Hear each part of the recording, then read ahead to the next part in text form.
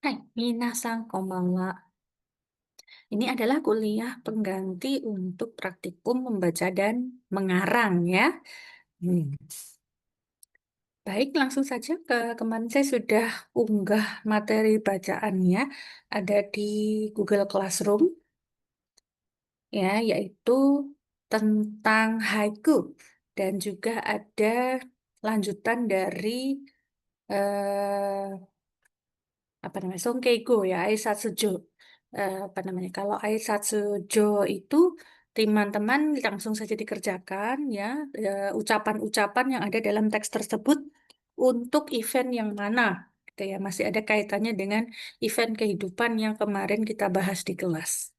Tuh, silahkan langsung saja dijawab ya.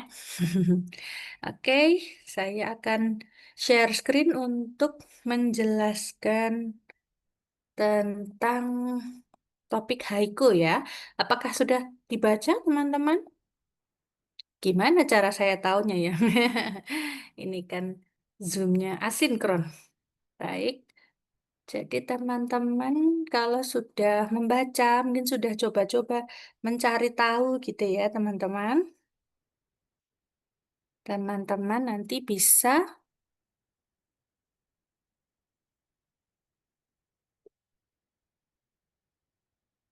Baik, bisa langsung menyimak video ini gitu ya. Setelah membaca, kira-kira artinya apa, sudah dicari belum kosakatanya, lalu kok masih bingung tentang apa sih? Nah, itulah gunanya video ini. Oke, langsung saja ya teman-teman. Apakah sudah terlihat? Gimana saya tahunya sudah terlihat apa belum? Nanti di video saya cek lagi. Oke.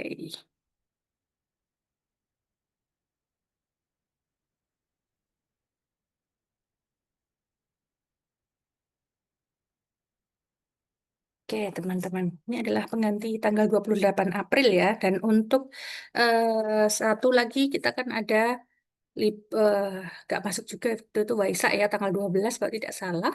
Maka itu diganti dengan teman-teman yang sudah mengumpulkan teks vlog. Nah, itu sudah menjadi pengganti gitu. Baik, kita mulai saja. Haiku ya, teksnya tentang haiku. Apakah sudah dibaca? Di haiku itu adalah salah satu puisi Jepang yang dikenal di seluruh dunia. Kenapa dikenal?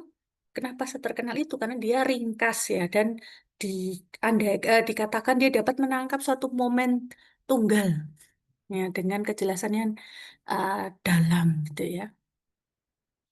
Nah, secara tradisional, haiku itu terdiri dari 17 suku kata yang dibagi menjadi tiga baris ya dengan pola 5, 7, 5. Suku kata di sini jangan seperti apa bahasa Indonesia ya. Kalau suku kata dalam bahasa Jepang itu kita gunakan pelafalan silabisnya bahasa Jepang ya. Misalnya aka, satana itu kan bahasa Jepang kan huruf-hurufnya itu ada gojuong ya, 50 suara. Aka, satana, terusin sampai hamayawaran gitu ya. Itu 50 suara atau gojuong. Nah, di sini kalau haiku itu polanya 5, 7, 5. Ya, misalnya gimana? Nanti kita lihat seperti apa. Misalnya watashi wa Mary desu. Nah, itu berapa? Itu 8 silabe. Wah, 8 ya, 8. Wah, ta, shi, wah, me, ri, desu. Gitu. Gimana dengan kalau ada ya, misalnya, misalnya, Nihongo, wah, kantan, desu. 8 lagi. Ya, ni, ho, eng, go. Wah, ka, enta, endesu. Oh, 13, maaf, maaf. Nah, gitu cara menghitungnya. Jadi, N itu dihitung satu silabus sendiri. Ya, demikian pula misalnya panjang gitu ya. Bengkyo berarti dua. Gitu ya. Beng, be, benkyo berarti 4 silabe. Benkyo. Ya, seperti itu. Nah, kemudian haiku ini gunanya apa sih? Ya, dia untuk menyampaikan wawasan emosional atau momen pencerahan gitu ya yang didapat oleh penyair itu ya seringkali berpusat pada alam. Jadi ketika melihat alam kemudian terinspirasi tercetuslah suatu haiku gitu ya, siklus musiman. Gitu. Jadi ini apa namanya diandaikan nanti membangkitkan respon dari pembaca ketika kita membaca nanti deh kita lihat ya bareng-bareng haikunya seperti apa. Kalau yang teman-teman lihat di teks kan ada yang apa namanya Shizuka saya gitu ya. Semi no koe terakhirnya seperti itu. Nah itu diharapkan kita ketika membaca itu bisa membayangkan betapa sunyinya gunung tersebut gitu. Oke, nanti kita lihat seperti apa. Kemudian puisi ini tadinya ada pakemnya khusus gitu ya. Kemudian lama-lama melampaui batas-batas bahasa Jepang dan diadaptasi ke bahasa lain termasuk bahasa Indonesia. Di Indonesia sendiri ada loh teman-teman, ada komunitas haiku, yaitu Haikuku dan Haiku Nusantara.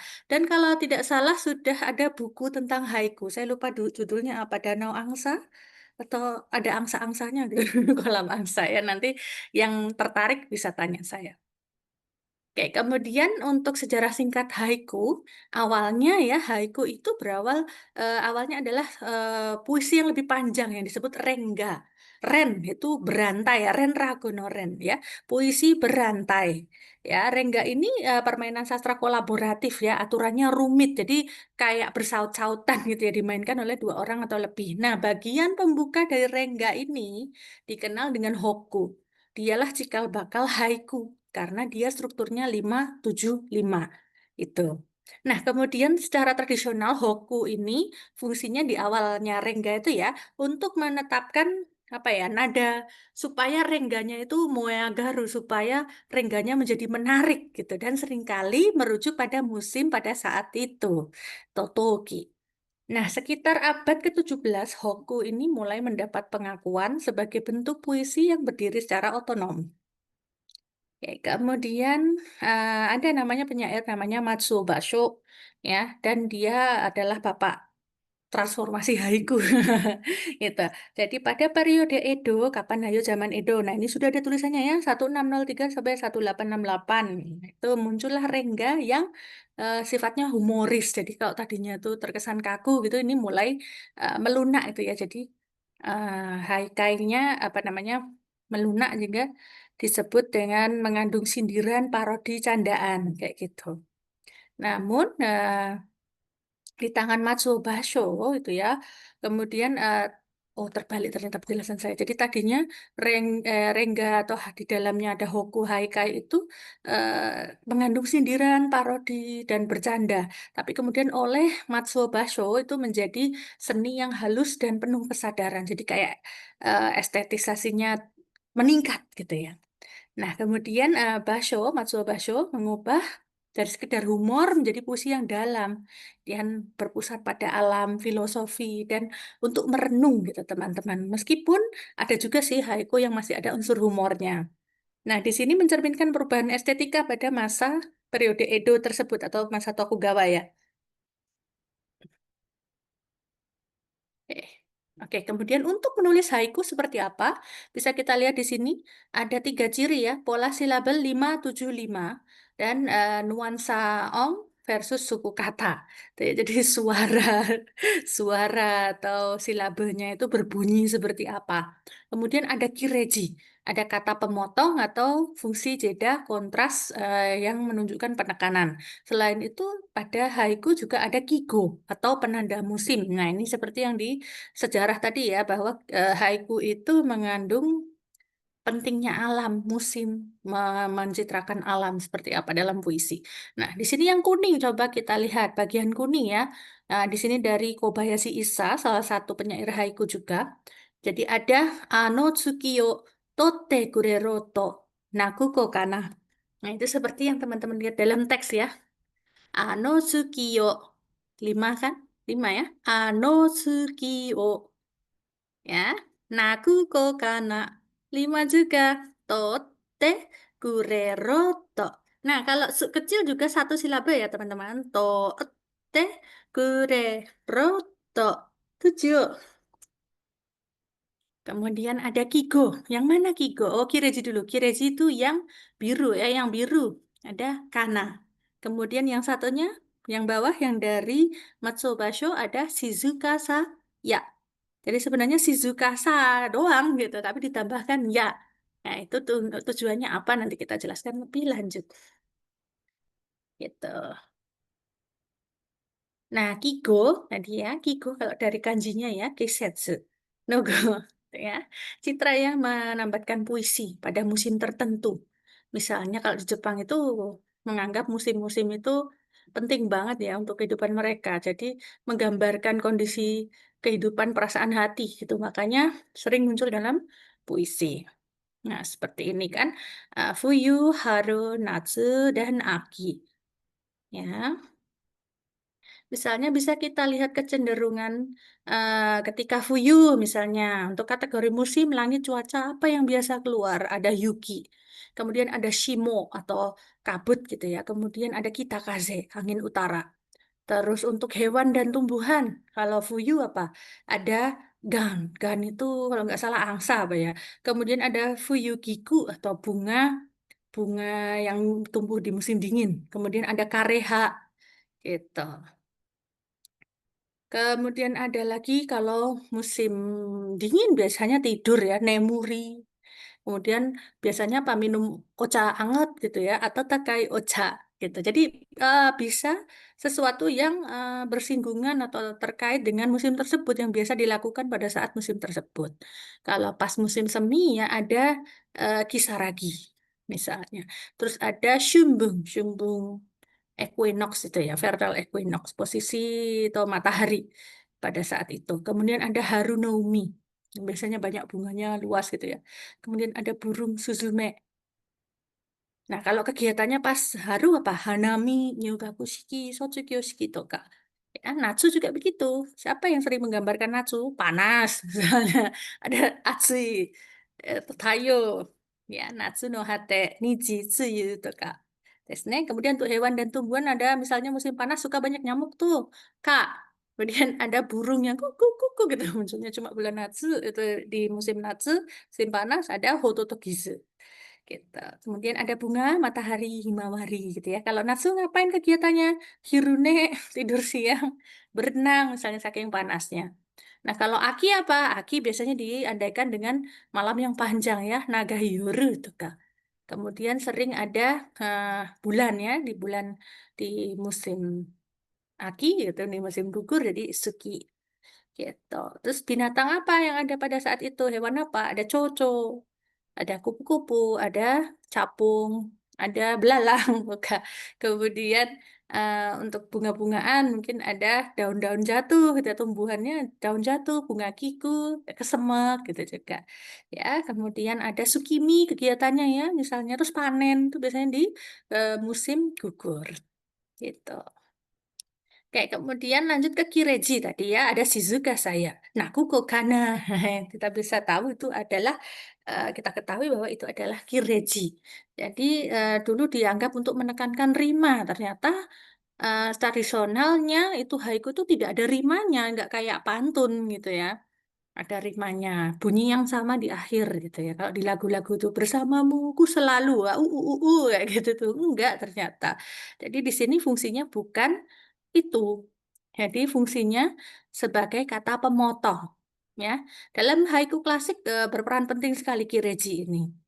Ya, misalnya ada fungsi kireji yaitu menandai jeda gitu ya. Jadi dua bagian selingkari kontras.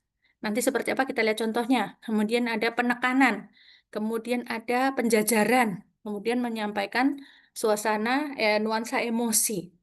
Ya, ada kagum, ragu. Nah, ini dari empat kireji yang ada ya, karena keri seperti apa sih? Kayak gini, teman-teman. Ya, yang pertama ada ya. Fungsi utama menekankan pengaturan atau adegan ya. Misalnya dalam haiku ini, Furui keya kawazu tobikomu mizu no oto. Ya, terjemahannya itu ada kolam tua, Furuike. Seekor katak melompat masuk. Kemudian mizu no oto. Ya, di sini fungsinya apa? Suara air ya, mizu no oto tadi. Ya, di sini menandai kolam itu sebagai latar utama, lalu mengalihkan apa namanya, fokus dari keheningan ke gerakan ada kata melompat. Kalau Furui kayak kan teman-teman bayanginnya, aduh udah kolam tua, sepi, serem gitu ya. Tiba-tiba mak ceplung ya, ada kodok yang melompat. Jadi ya di sini fungsinya kayak gitu. Kemudian ada kana.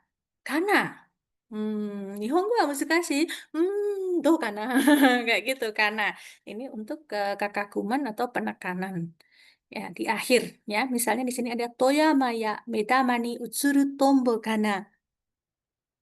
Ya, terjemahannya pegunungan jauh tercermin di mata. Seekor capung. Gitu. Karena di sini menciptakan efek siklus ya, menyatukan gambar tadi ada gunung dan capung serta mengakhiri apa namanya puisinya dengan kekaguman. Jadi kalau ini karena gitu. Tuh karena gitu ya. Kemudian ada carry. Carry ini fungsi utamanya ini ya, ada realisasi atau kelanjutan bentuk lampau. Misalnya dalam haiku ada seperti ini. Iku tabimo yuki no fukasao tazune carry. Nah, terjemahannya berapa kali menanyakan kedalaman salju. Nah, ini adalah realisasi dari tindakan masa lalu yang masih berlanjut gitu ya. Jadi subjeknya, saljunya itu sudah ada sebelum penyair mengamatinya. Itu, makanya dipakai carry. Kemudian ada K. K itu penyataan kekaguman sama kayak kana tadi kana gitu. Kana I wonder gitu ya. Kurewa honto desu ka? Gitu ya. Dan fungsinya untuk menunjukkan kekaguman atau keterkejutan. Oke, kita lanjut ke penyair haiku. Kita tadi sudah mendengar ada Matsuo Basho ya. Matsuo Basho itu siapa sih? Dia tinggalnya di Tokyo, teman-teman, di samping Sungai Sumida. Nah, ini ada patungnya untuk mengenang ya. Kemudian dia itu penyair haiku paling terkenal di abad 17. Ya, dia dikenal mampu menangkap momen-momen dengan esensi Zen, jadi yang mengharu biru dengan alam gitu. Oke. Kemudian ada Masao Kashiki. Nah, ini kenapa saya cuma beri dua ya, tidak kepanjangan. Ada Matsuo Basho, yang ini Masao Kashiki. Itu adalah tokoh puisi realisme dan reformasi haiku. Jadi dia tokoh bapak haiku modern. Yaitu. Jadi dia menjauh dari yang namanya Yugen dan Wabi. Gitu ya. Dia memilih secara langsung haikunya untuk sesuai dengan realita kehidupan. Jadi kalau haikunya dia tuh sering menggambarkan hidup dia sendiri. Kadang-kadang nggak pakai musim juga, ya sering ada humornya gitu. Misalnya dia suka baseball, kemudian dia membuat haiku tentang ini ya, Nono Midori Tokini, Nono Midori Tokiko Mini Keri, Kusano Mochi. Jadi dia suka yakyu ya, suka baseball, lalu menggambarkan bahwa lapangannya itu kayak mochi berdaun. Kemudian ada juga pada saat dia berkunjung ke kuil Horyuji. Ya, jadi kaki kue pak, kane kana renari Horyuji. Jadi pada saat itu dia lagi makan buah persimon. Persimon itu buah apa? Kaki. Ya. Bersamaan dengan itu ada suara lonceng dari kuil Horyuji. Nah, jadi tidak ada kigonya ya, tapi tetap terasa haiku. Gitu. Nah, kemudian, nah ini karena ada apa namanya penyelewengan atau transformasi dari haiku tadi ya, ada muncullah senryu. Kalau haiku abad 17, dia senryu abad sekitar 19.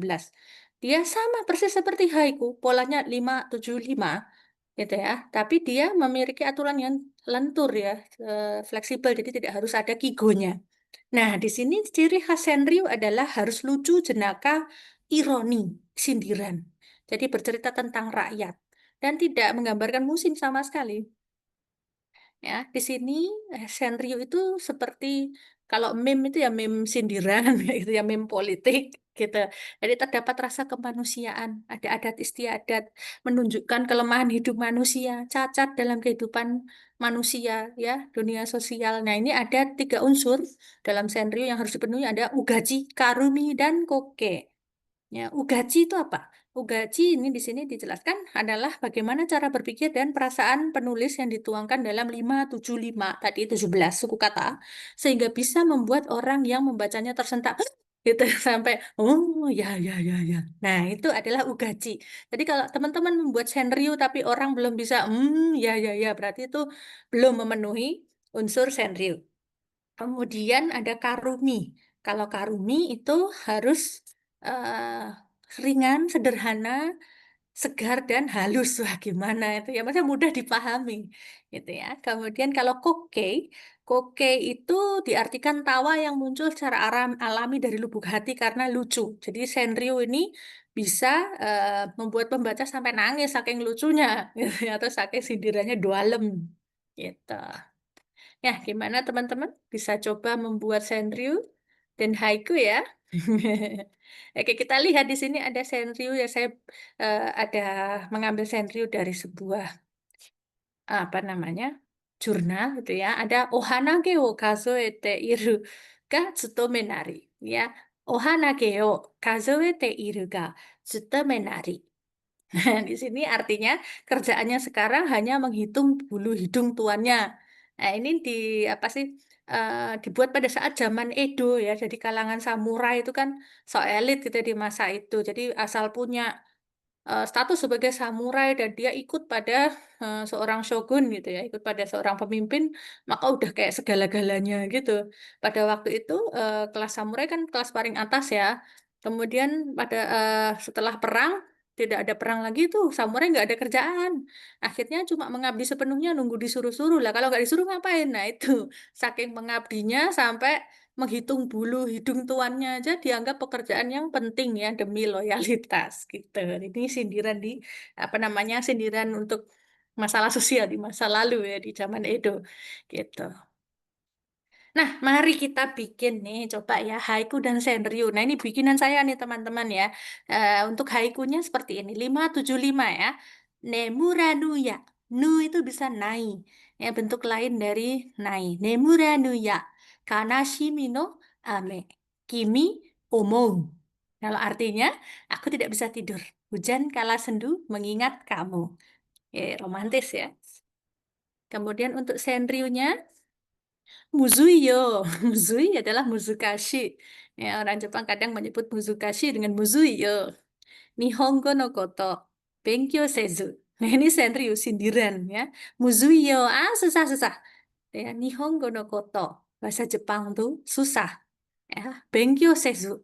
Ya iya susah kalau nggak belajar gitu. Jadi ini sudah mengandung ugaci, karumi dan koke. Masih ingat nggak tadi ugaci itu apa? Karumi apa? Koke apa?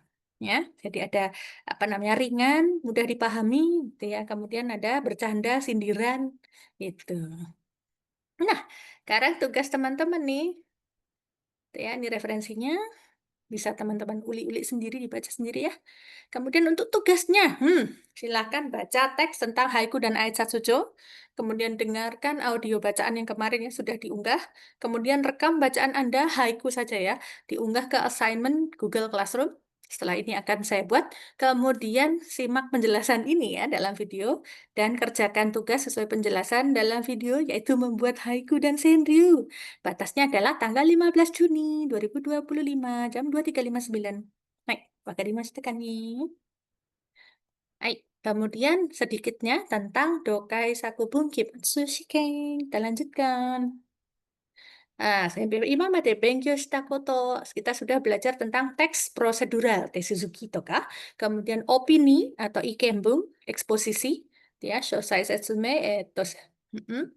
Kemudian ada perbandingan atau hikagobung. Ya, kita lihat di sini prosedural. Prosedural itu ada strukturnya ya. Jadi ada tujuan, bahannya apa, lalu langkah-langkahnya. Ya, misalnya di sini biasa digunakan dalam resep masakan. Nanti bisa dibaca sendiri ya. Ini masak kare caranya gimana. Bahannya apa sudah ada. Zairiowa, nah ini. Dan bisa juga bukan untuk resep masakan ya teman-teman. Misalnya ini tentang bagaimana kita apa namanya pidato bahasa Jepang. Dibaca sendiri nanti PPT-nya. Ya, jadi nanti di dalam UAS itu nanti ada teks tentang prosedural teks-teks Teh Suzuki, tetapi bukan resep masakan. Itu biasa ya masakannya seperti apa. Dan poin-poinnya adalah tentu ada Mazu Sugini Soshite Saigoni. Ada yang menunjukkan proses gitu. Dan ada nggak ya nanti teman-teman suruh bikin sakubung sedikit gitu tentang Teh Suzuki, tentang langkah-langkah. Hai, Tanoshimi ni shite kudasai. Kemudian tentang eksposisi juga ada nanti ya, bagian-bagian dari teks eksposisi apa, kita ingat kembali ada pernyataan umum, fakta, argumen, kesimpulan. Mungkin bisa dibaca lagi materinya kemarin. Kemudian di sini ada kata penghubung logis, misalnya Tatoeba, Ippo, Sarani, Nani Nani ni Yoruto, Nani Nani Dekimas. Kata kerja fakta. Ya, tidak harus ini sih, yang penting menunjukkan bahwa itu suatu fakta. Dan yang ini ke Arimas itu juga fakta kan ya. Kemudian ada ajakan, ya, dan yang ini Bai. Atau bisa juga tidak harus full eksposisi, tapi di akhir bisa jadi dia kesimpulan dari penulis adalah apa bahwa dia mengikuti apa yang tadi dia paparkan. Ya, dan ini tuh mas tiba-tiba ada opini itu juga boleh. Tuh. Jadi untuk bacaannya nanti saya kasih clue ya, itu tentang peto. Peto wana desu ka? Peto kau. Jadi binatang peliharaan. Coba nanti sambil menguli-uli kosakata tentang binatang peliharaan. Itu manfaatnya apa? Kayak gitu. Kemudian perbandingan, nah ini juga keluar teman-teman. Jadi ada pola-pola yang bisa teman-teman gunakan untuk sakubung kali ya ini ya. Jadi ada A, wa, B, yori, des, gitu ya. E no ho ga bi yori des, gitu. Ada juga E wa bi to onaji kurai. E wa bi hodo de wa arimasen. Atau nai, gitu ya. Nah, silahkan gunakan pola-pola yang sudah dipelajari sambil latihan, nulis sendiri. Tentang apa kira-kira? Nah, tentang ini. Ya, nanti membuat sakubung. Ingat kembali teman-teman teks vlognya kemarin tentang apa? Restoran mana yang kalian rekomendasikan? Nah, ini silakan dicatat kembali kosakata atau istilah pentingnya. Yang Anda butuhkan gak usah banyak-banyak. Ya, sekitar 300 huruf, 300 silaba aja dalam bahasa Jepang. Gitu ya. Jadi, kenapa kalian merekomendasikan restoran itu bandingkan dengan tempat lain? Ya, yang sini apa? Misalnya enak tempatnya. Yang satunya, oh panas banget, males ah, kayak gitu juga bisa. Kemudian ada opininya ya, seperti apa opini? Ikembung, silahkan cek kembali materinya. Ya, pola-polanya tadi sudah dijelaskan.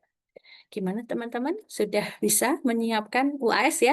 Gambatte kudasai. Korete owarimasu. Sekali sama des. Semangat ya.